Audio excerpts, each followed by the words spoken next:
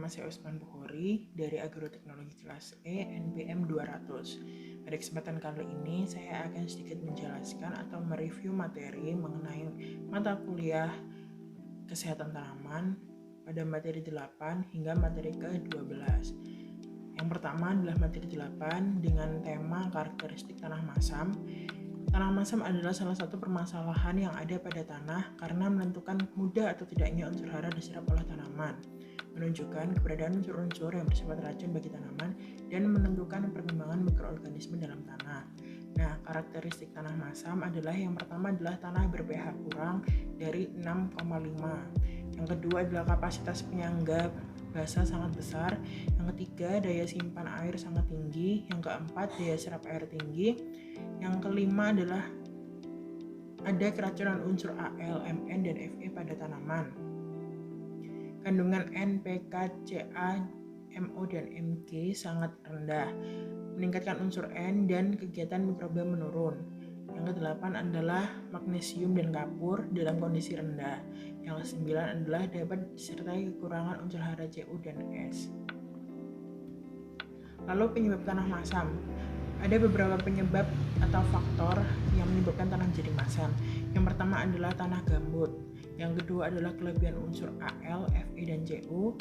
Yang ketiga adalah curah hujan yang tinggi. Yang keempat adalah drainase yang kurang baik. Dan yang kelima adalah pupuk pembentuk asam.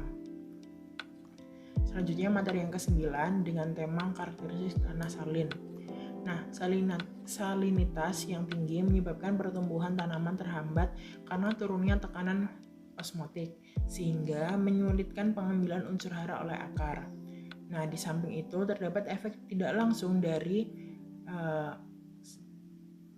tanah salin ini, yaitu meningkatkan nilai pH tanah yang menyebabkan imobilitas beberapa unsur hara seperti Ca, magnesium, fosfor, Fe, Mn, dan Zn, sehingga unsur-unsur tersebut tidak dapat diambil oleh akar tanaman. Lalu, salinitas tanah dipengaruhi oleh keragaman karakteristik tanah, sehingga untuk mendelineasi distribusi salinitas memerlukan zonasi untuk mengelompokkan beberapa karakter homogen lahan sehingga pengambilan tidak observasi lebih representatif. Zona tersebut diberi istilah satuan pengelolaan lahan, pemetaan lahan salin berdasarkan parameter utama EC yang merupakan metode paling bagus untuk menentukan titik pengambilan sampel tanah sekaligus.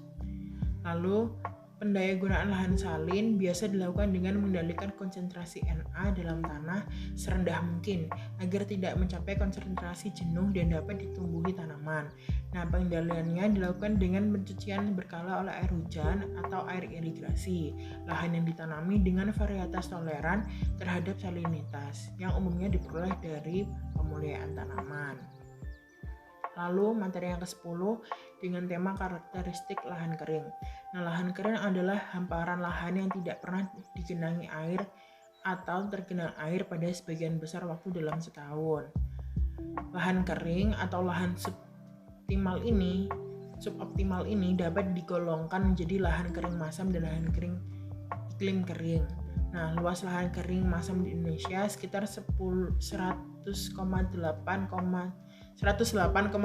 juta hektar atau sekitar 69,4% dari total lahan kering di Indonesia. Nah, lahan kering masam berpeluang untuk dikembangkan baik secara intensifikasi ataupun ekstensifikasi. Peluang intensifikasi masih terbuka karena rata-rata produksi yang dicapai belum optimal. Meskipun potensinya sangat tinggi, dalam pemanfaatannya terdapat banyak kendala baik dari segi biofisika maupun sosial ekonomi. Lalu secara umum lahan kering masam ini mempunyai tingkat kesuburan dan produktivitas lahan rendah, sehingga diperlukan input yang cukup tinggi untuk mencapai produktivitas optimum. Tingkat kesuburan dan produktivitas lahan yang rendah secara lebih spesifik berupa kandungan bahan organik dan kandungan hara yang rendah, selain adanya toksisitas aluminium. Nah, untuk meningkatkan produktivitas lahan kering masam diperlukan masukan dan upaya perbaikan yang lebih banyak dibandingkan terhadap lahan kering iklim kering. Upaya penyediaan kebutuhan air bagi tanaman sudah berimplementasi pada peningkatan nyata bagi produktivitas pada lahan kering, iklim kering. Sementara hal tersebut belum cukup untuk lahan kering masam. Dukungan teknologi yang dapat diterapkan dalam pengolahan lahan kering masam yaitu melalui yang pertama adalah penanggulangan kemasaman tanah, yang kedua adalah pemupukan berimbang dan pengolahan bahan organik, yang ketiga adalah rekapitulasi fosfat, yang keempat adalah penggunaan pupuk hayati, yang kelima adalah penggunaan pembenah tanah, yang keenam adalah konservasi tanah dan konservasi air. Lalu yang terakhir adalah pemilihan varietas tanaman. Kemudian materi 11 yang memiliki judul karakteristik lahan basah. Nah, karakteristik lahan basah yang utama adalah kondisi tanahnya yang jenuh terhadap air. Hal tersebut dapat dilihat dari penanaman atau istilah yang digunakan sepanjang tahun. Lahan basah selalu tergenang air, akan tetapi ada pula yang bersifat musiman dan permanen. Nah, lahan basah musiman adalah genangan air pada lahan tersebut hanya terjadi pada musim tertentu, yakni musim penghujan, sedangkan lahan basah penanaman memiliki keadaan genangan air sepanjang waktu. Lalu wilayah lahan basah yang memiliki beberapa karakteristik yang unik, yaitu yang pertama adalah merupakan dataran rendah yang membentang sepanjang pesisir, yang kedua adalah merupakan wilayah yang mempunyai elevasi rendah, yang ketiga adalah beberapa tempat dipengaruhi oleh pasang surut untuk di wilayah dekat dengan pantai, yang keempat adalah dipengaruhi oleh musim yang terletak jauh dari pantai, dan yang kelima adalah sebagian besar wilayah ini tertutupi dengan gambut. Potensi lahan basah cukup baik untuk usaha pertanian, perikanan, kehutanan, dan peternakan. Lalu materi yang terakhir atau materi ke-12 dengan materi evaluasi kesuburan tanah dan rekomendasi pupuk. Nah, evaluasi kesuburan tanah merupakan proses pendiagnosa masalah-masalah keharaan dalam tanah dan pembuatan anjuran pemupukan. Salah satu cara yang sering digunakan dalam penilaian kesuburan suatu tanah adalah melalui pendekatan dengan analisis tanah atau uji tanah. Terdapat 5 parameter kesuburan tanah yang digunakan untuk menilai status kesuburan tanah, yaitu KTK, KB, C organik, kadar P, dan K total, sesuai petunjuk teknis evaluasi kesuburan tanah. Lalu evaluasi status kesuburan untuk menilai dan memantau kesuburan tanah sangat penting dilakukan agar mengetahui unsur hara yang menjadi kendala bagi tanaman.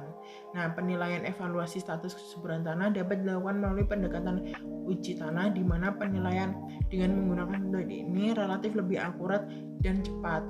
Pengukuran sifat-sifat kimia tanah sebagai parameter kesuburan kemudian ditetapkan dalam kriteria kesuburan tanah. Nah, berikut merupakan review sedikit mengenai materi 8 hingga 12 menurut saya. Kurang lebihnya mohon maaf. Wassalamualaikum warahmatullahi wabarakatuh.